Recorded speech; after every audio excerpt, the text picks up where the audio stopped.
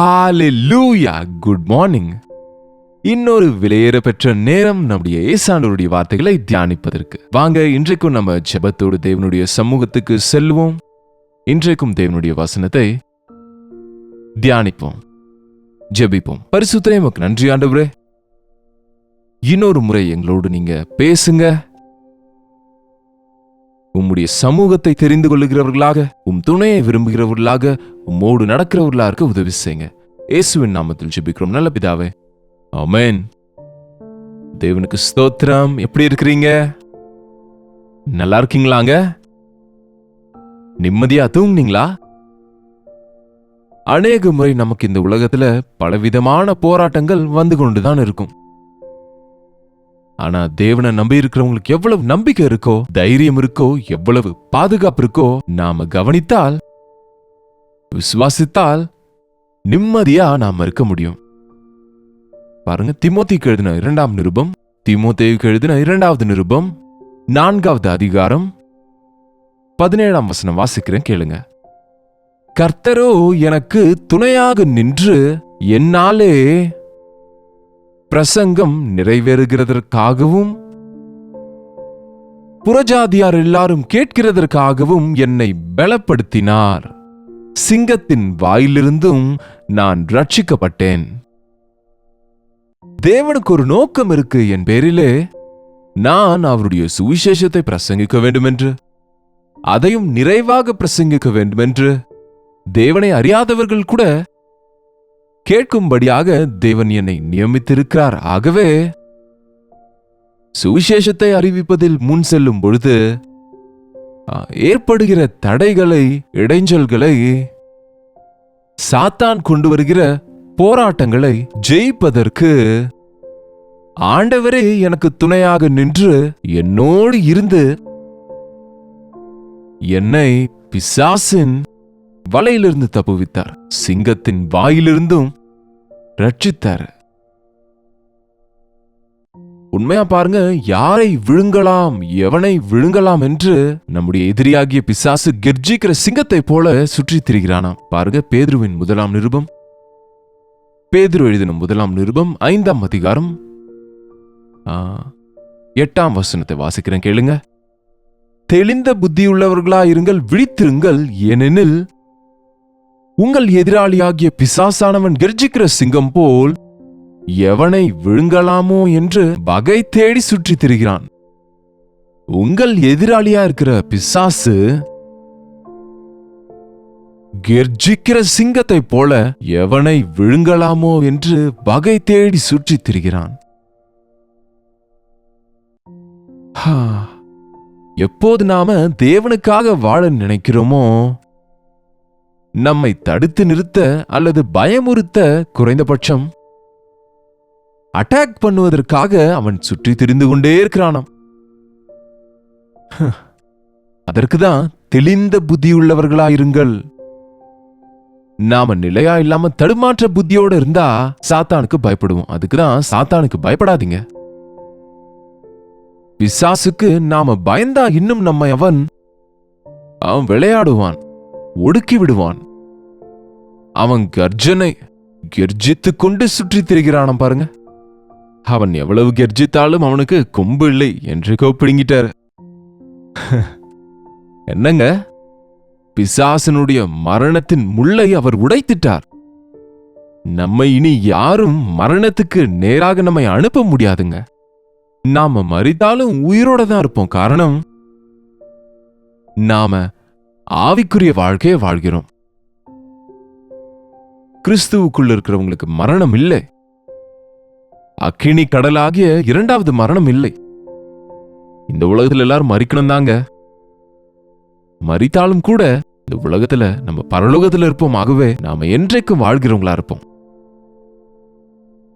பயப்படுறவங்க, அவிசுவாசிங்க, பெரிய லிஸ்டே இருக்கு பாருங்க. வெளிப்படுத்தின விசேஷத்துல பொய்யரும் விபச்சாரரும் அக்கினியும் கந்தகமும் எரிகிற கடலிலே பங்கு அடைவார்கள். இது 2வது மரணம். இது என்றைக்குமான மரணம்.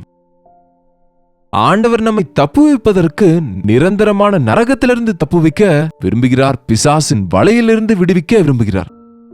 அவர் நம்முடைய பட்சமாக நின்று நமக்கு ஜெயத்தை கொடுக்கிறார். தெளிந்த புத்தியுள்ளவர்களா இருங்கள். பிசாசுக்கு பயப்படாதிருங்கள். ஆண்டவர் சமூகத்தில் ஜெபித்துக் கொண்டே இருங்கள்.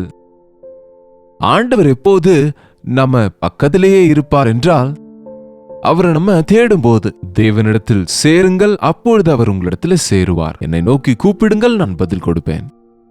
2 3 ஒருமனப்பட்டு ஜெபித்தால் நான் பதில் கொடுப்பேன். 2 பேர் 3 பேர் ஒருமனப்பட்டு எங்கிருந்தால் அங்கிருப்பேன் என்ற ஆண்டவரை நம்ம வரவேற்க வேண்டும். நம்ம வீட்டுக்குள்ள, நம்ம உள்ளத்துக்குள்ள, நம்ம வாழ்க்கைக்குள்ள. என் ஆண்டவர் எனக்கு துணையா இருக்கிறார் என்று தைரியமா நாம முன்பு இருக்கிற எதிரியை எதிர்க்க வேண்டும். பிசாசுக்கு எதிர்த்து நில்லுங்கள், அப்பொழுது அவன் உங்களை விட்டு ஓடிப்போவான் என்று எழுதியிருக்கு வேதத்துல. தேவனுக்கு சமீபமா இருங்கள், பிசாசுக்கு எதிர்த்து நில்லுங்கள். சும்மா பயமுறுத்தினா போகிறவன் அல்ல அவன். தேவன் உங்களோடு இருக்கும்போது நீங்க என்றா கூட அவன் ஓடியே போயிடுவாங்க. யாராவது சின்ன பிள்ளைங்களை கவனிங்க. யாராவது அவங்கள மிரட்டினா அவங்க போய் அவங்க அப்பா கையை பிடித்துக்கொண்டு அங்கிருந்து கேலி செய்வாங்க, சைகை காட்டுவாங்க. ஆனா இவங்களால எதுவும் செய்ய முடியாது. ஏன்னா அவங்க அப்பா இருக்கிறதுனால அங்க பின்னாடி போயிடுவாங்க. அவ்வளவுதான். நம்ம அப்பா, நம்முடைய பரலோக பிதா தேவன் இருக்கிறாரு. உனக்கு விரோதமா வரவங்களுக்கு உன் ஆண்டவரை காண்பி. உங்களை தவறாக பேசுகிறவங்க விஷயம், முறுமுறுக்கிறவங்களுடைய விஷயங்களை உங்க ஆண்டவரிடத்துல சொல்லுங்க. அதை விட்டுட்டு நம்ம ஒவ்வொன்னுக்கும் உலகத்துல சோர்ந்து போக வேண்டிய அவசியம் இல்லை. சிங்கத்தின் வாய் நீங்க எழுதியிருக்கிறபடி சிலர் வாயை திறந்தாலே சாத்தானு சாத்தான்னு சொல்லிட்டே இருப்பாங்க. சாத்தான் சோதிக்கிறாங்க, சாத்தான் பயமுறுத்துறாங்க, சாத்தான் ஆசை காட்டிட்டாங்க, சாத்தான் அடிப்பணியம் செஞ்சுட்டான், அவன் விழ வச்சுட்டாங்க. நோ நோ நோ நோ, அவன் தோற்று போன சத்துரு. ஆண்டவர் உங்க பட்சத்துல இருந்தா, ஆண்டவர் உங்க உள்ளத்துல இருந்தா உங்களுக்கு ஒவ்வொரு விஷயத்திலும் வெற்றி உண்டாகும். இங்க தீமோத்தேயுவிலே பார்க்கிறோம், என்னை பலப்படுத்தி சிங்கத்தின் வாயிலிருந்தும் என்னை ரட்சித்தார். நம்முடைய எதிராளியாகிய பிசாசு அவன் நம்முடைய எதிரிங்க. தேவனுக்கு எதிரி யாரோ, தேவ பிள்ளைங்களுக்கும் அவங்க எதிரியா இருக்கணும். உங்கள் எதிராளியாகிய பிசாசு எவனை விழுங்கலாம் என்று தேடிக்கொண்டிருக்கிறானோ. ஏன் அப்படி தேடணும்? எத்தனையோ பேர் இருக்கிறாங்க.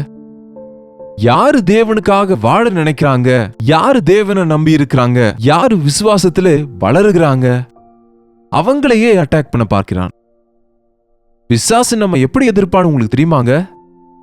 மன ரீதியாக நம்மை சோர்வடைய செய்வான், பொருளாதார விஷயத்துல நம்மை நெருக்கி விடுவான், நம்ம ரிலேஷன்ஷிப், நம்ம உறவுகளிலே பிரச்சனைகளை உண்டாக்கி கோபதாபங்களுக்கு இடம் கொடுத்து நாம நிம்மதி இழக்கும்படிக்கு அவன் செய்வான். நமக்கு டூ மெனி ஒர்க்ஸ் கொடுத்து அனாவசியமான வேலையில ஜெபத்துக்கு இடம் கூடாம தோற்று போறவங்களா சாத்தான் நம்மை அடிப்பணியம் செய்வான். சோ இந்த விஷயங்கள்ல சாத்தான் நம்மை ஒவ்வொரு நாளும் சோதிக்கும் போது அந்த சோதனைகளை நம்ம ஜெயிக்கணுங்க. அதற்கு ஆண்டவரை நம்ம நேசிக்கணும், ஆண்டவருக்கு முதலிடம் கொடுக்கணும், அவருக்கு நம்ம வாழ்க்கையில ராஜாவா ஆண்டவராக செய்யணும், ஆண்டவர் மேல நாம விசுவாசத்தை வைக்கணும். அதற்கு தான் திரும்ப திரும்ப உங்களுக்கு சொல்லுகிறேன், ஒவ்வொரு நாளும் உங்க நாளை ஜெபத்தோடு தொடங்குங்க. சாத்தான் அந்த நாள் முழுவதும் உங்க பேச்சுக்கு வர மாட்டாங்க. அவன் ஒருவேளை அவனுடைய முயற்சிகளை செய்தாலும் அதெல்லாம் தோத்து போகுங்க. இன்னொரு வசனத்தை பாருங்க. ரோமருக்கு எழுதின நிருபம் 8ஆம் அதிகாரம் 31ஆம் வசனம். இவைகளை குறித்து நாம் என்ன சொல்லுவோம்? தேவன் நம்முடைய பட்சத்தில் இருந்தால் நமக்கு விரோதமா இருப்பவன் யார்? தேவன் நம்முடைய பட்சத்தில் இருந்தா நம்முடைய விரோதி யாரு? நமக்கு விரோதமா என்ன செய்ய முடியும்? உங்களுடைய விரோதியாக இருக்கிற பிசாசு கெர்ஜிக்கிற சிங்கத்தை போல அலைகிறான்னா அவனுக்கு பயப்பட அவசியம் இல்லை. அந்த பிசாசை படைத்தவர், பிசாசை படைத்தவர்னா நீங்க தேவன் பேய்களை படைச்சார்னு நினைக்காதீங்க. லூசிஃபரை செய்தார். அவர் தேவ தூதனாய், பிரதான தூதனாய் அவனை செய்தார். அவர் வார்த்தைக்கு விரோதமாய் திரும்பி அவரோடு சமமாக நினைத்து அகங்காரத்துக்கு இடம் கொடுத்ததுனாலே சாத்தானாக மாறினான். அந்த பிசாசு அவனை ஜெயிக்க உங்களால என்னால முடியாம இருக்கலாம், நம்ம சொந்த சக்தியினால பிசாசோடு போராட முடியாம இருக்கலாம். ஆனா தேவன் நமக்கு ஜெயம் கொடுத்து நம்முடைய பட்சத்துல யுத்தம் செய்து வெற்றியை கொடுக்கிறவரா இருக்கிறார். இவைகளை குறித்து நாம் என்ன சொல்லுவோம்? தேவன் நம்முடைய பட்சத்தில் இருக்கும்போது தம்முடைய சொந்த குமாரன் என்றும் பாராமல் நம் எல்லாருக்காகவும் அவரை ஒப்பு கொடுத்தவர். அவரோட கூட மற்ற எல்லாவற்றையும் அவர் நமக்கு அருளாதிருப்பதெப்படி? தேவனுடைய பட்சத்துல நம்ம இருந்தா, நமக்காக தேவன் தம்முடைய சொந்த குமாரனையே ஒப்பு கொடுத்த போது அவரோட கூட எல்லாவற்றையும் நமக்கு ஏன் அருளாம இருக்க போகிறாரு? என்னங்க, யாரா இருந்தாலும் பணம் கொடுப்பாங்க, தானம் செய்வாங்க, அது இதென்று உதவிகளை செய்வாங்க. ஆனா உங்க சொந்த மகனை நீங்க பலியா கொடுப்பீங்களா? ஒப்பு கொடுப்பீங்களா? தேவன் தம்முடைய சொந்த குமாரனை, தம்முடைய ஒரே பேரான குமாரனை இந்த உலகத்தில் அனுப்பின போது அவர் மற்ற எல்லாவற்றையும் நமக்கு கொடுப்பார். ஞானம், அறிவு என்கிற எல்லா பொக்கிஷங்களும் இயேசு கிறிஸ்துவுக்குள் அடங்கி இருக்கிறது. அதற்கு தான் இயேசுவை உடையவங்க திருப்தியா இருப்பாங்க, பூரணரா இருப்பாங்க, ஜெயிக்கிறவங்களா இருப்பாங்க, ஆசீர்வதிக்கப்படுவீங்க, பெருகுவீங்க, கனி கொடுக்கிறவங்களா இருப்பீங்க. நீங்க ஆண்டவருடைய பிள்ளைகள்னு சொல்லிக்கொண்டே இன்னும் அவனுக்கு பயப்படுகிறவங்களாக அடங்கி போகிறவங்களா இருந்தா, விழுந்து விழுந்து எழுகிறவங்களா இருந்தா பரலோகம் போக முடியுமா? ஆண்டவர் நம் பட்சத்தில் இருக்க முடியுமா? பாவத்தின் பக்கம் நீங்க போகாம ஆண்டவர் பக்கம் நீங்க திரும்பணும்னு பாவத்தை அருவருத்து ஆண்டவரை நேசிக்கிறவங்களா இருக்க வேண்டும் என்று வசனம் போதிக்குது. பாவத்தையும் வைத்துக் கொண்டு தேவ ஆசீர்வாதங்களையும் வேணும்னு நினைக்கிறவங்க ஏமாந்து போகிறாங்க, நஷ்டம் அடைகிறாங்க. உண்மையான ஜெயம் ஆண்டவரோடு தான் சாத்தியம். அவர் நம்முடைய பட்சத்தில் இருக்கும்போது நம்ம பிசாசுக்கு எதிர்த்து நிற்க முடியும், ஜெயிக்கவும் முடியும். அவர் நம் பக்கத்தில் துணையா இருக்கும்போது அவன் போடுகிற எந்த பிளான்ஸ், தந்திரங்களிலிருந்து, மாயையிலிருந்து, மோசங்களிலிருந்து, அவன் யுக்திகளிலிருந்து, தந்திரங்களிலிருந்து, சதிகளிலிருந்து நாம தப்புவிக்கப்படுவோம். அதற்கு தான் ஆண்டவருடைய சமூகத்தை கேட்போம். ஆண்டவரே, பக்கத்துல இருங்க ஆண்டவரே, நீர் என்னோடு இருங்கப்பா, எனக்குள்ள இருங்கப்பா, என்னோடு வாங்க ஆண்டவரே என்கிற சின்ன ஜெபங்களை கற்றுக்கொள்ளுங்க. உங்கள் ஜெபத்தை கேட்கிற தேவன், இரக்கம் செய்கிற தேவன் ஐம் டூ பிஸின்னு சொல்ல மாட்டாரு. நான் அநேகரோடு இருக்கணும், உன்னோடு இருக்க முடியாதுன்னு சொல்லுகிறவர்ல நம்ம ஆண்டவர். அவர் எல்லாரோடும் எல்லா நேரத்திலும் ஒரே நேரத்திலே இருக்க முடியும். ஆகவே ஆண்டவரே, என் வாழ்நாள் முழுவதும் என்னோடு இருங்க. அதற்கு தான் ஒரு விசுவாசிக்கு அவசியமானது ஜெபம். நாம ஜெபிக்கிற நேரத்திலே ஆண்டவர் தம்முடைய கண் பார்வையை நம்மீது வைக்கிறார். ஜெபிக்கும் போது வாக்கு கடங்காத பெருமூச்சுகளோடு ஜெபிக்கும்படிக்கு தம் ஆவியானவர் நம் மீது ஊற்றுகிறார். ஜெபம் செய்யும் போது நம்ம ஆவிக்குரிய வாழ்க்கையில பலப்படுகிறோம், பிசாசின் தந்திரங்களை அறிந்து கொள்ள முடிகிறோம். அதற்கு தான் தனிப்பட்ட ஜெபம், குடும்ப ஜெபம் நமக்கு ரொம்ப அவசியமானது. பாருங்க, தேவன் நம்முடைய பட்சத்துல இருக்கணும்னா நம்ம அவருடைய பட்சத்துல இருக்கணுங்க. அவர் நம் பக்கத்துல துணையா இருக்கணும்னா நம்ம அவரை வரவேற்று நம்ம இதய சிங்காசனத்துல உட்கார வைக்கணும். அப்போதான் நாம தோல்வியை பார்க்காம எல்லா விஷயங்களிலும் ஜெயத்தை பார்ப்போம், சந்தோஷமா திருப்தியா இருக்க முடியும். கண்களை மூடுங்க, நம்ம ஜெபிப்போம். பரிசுத்தரே, அன்புள்ள தகப்பனே, எங்க வாழ்க்கைய ஒருமுறை பாருங்கப்பா.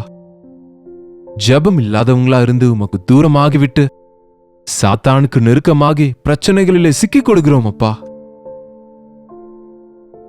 நீர் எங்கள் பட்சத்தில் நின்று எங்களோடு இருந்து ஒவ்வொரு தீமை நின்று ஒவ்வொரு போராட்டத்தில் நின்றும் சாத்தானின் ஒவ்வொரு சதி தந்திரங்களிலிருந்து விடுவிக்க வேண்டும் என்று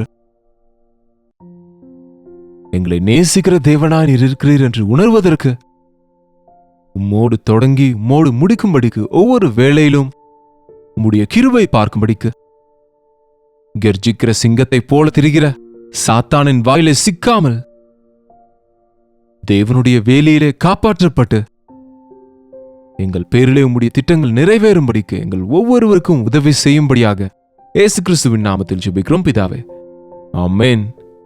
நம்முடைய பிதாவாகிய தேவனுடைய அன்பும் குமாரனாக இயேசு கிறிஸ்துவின் கிருபையும் பரிசுத்த ஆவியானவருடைய அந்யோன்யமும் ஐக்கியமும் கூடி வந்திருக்கிற நம் அனைவருக்கும் இப்பொழுதும் சதா காலமும் துணையாக இருப்பதாக, ஆமென்.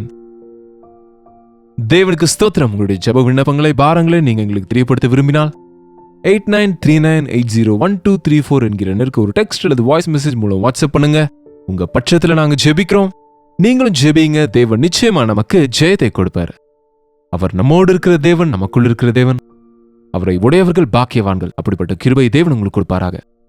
கர்த்தருக்கு சித்தமான நாளைக்கு இதே நேரத்தில் இதே அனுதின தியான நிகழ்ச்சியிலே உங்களை தேவனுடைய வார்த்தையோடு சந்திக்கிறேன். அதுவரை கர்த்தருடைய கிருபை உங்களுக்கு துணையா இருப்பதாக.